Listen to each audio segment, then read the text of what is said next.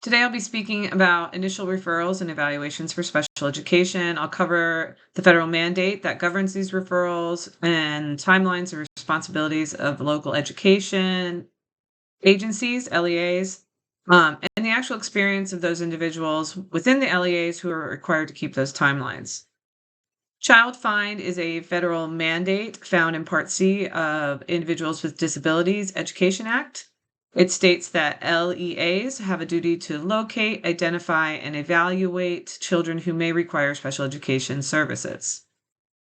Child Find is an active process. A parent, caregiver, or school staff can start this process by reporting concerns and asking for an evaluation for special education services. Um, TEA has many documents and links on their Texas Fed support website to aid in this process. The purpose of the evaluation is to provide information on whether there is a disability, the nature of it, and its possible impact on a student's ability to access their education and a need for individualized education plan. Once the referral has been made to the district, and once the referral has been made, the district has 15 days to provide parents with appropriate notices, prior written consent, procedural safeguards, and an overview of special education services. Then the district has 45 days for enrolled students. That time can change due to absences to evaluate, but they have 45 school days to evaluate and complete the full initial evaluation report. This is followed by convening an art committee to determine eligibility within 30 days of that report. So I spoke with a diagnostician at my school district, actually at my campus, on the topic of evaluation and their timelines, referrals, evaluations, and their timelines. In our district, it is a policy and an expectation that all time limits are met all the time. If there is a case where a timeline has not been met, then a statement is to be made to the art committee explaining why the timeline wasn't met, and then the committee will decide whether the student is eligible for compensatory services. The diagnostician that I spoke with said that within her 20 plus years of experience, she's never missed a due date until this year.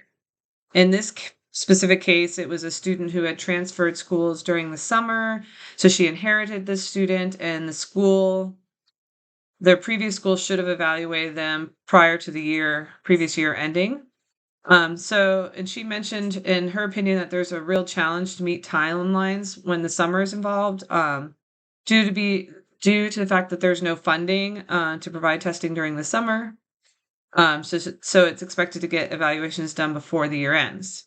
So according to the timelines on TEA, if the date of written consent is less than 35 days, is at least 35 days, but less than 45, the FIE must be done by the last day of instruction. But if it's less than 35 days before the last day of instruction, the LEA can go in, the district can go into the next school year, but it still has to be within that 45 school day window. In Conroe ISD, the campus diagnosticians are responsible for conducting all testing for enrolled students, students transferring from ECI programs, and students from private schools. In her opinion, there are major challenges for our district. The school education leaders and diagnosticians. The implications she mentioned include just not enough diagnosticians to go around. They have high caseloads. There are too many testing requirements. They have more referrals now than ever. She mentioned because of the dyslexia qualifications expanding. And then she mentioned that, once we have decided on services, there's more students, yet less teachers to serve them. In this, she cited a case where at my school, we have 40 more students qualified this year for either like resource or in-class support, yet we have one less resource teacher. As educators, I think this sounds familiar. We have a lot more need and a lot less and not enough resources. I think you can hear that in all areas of education.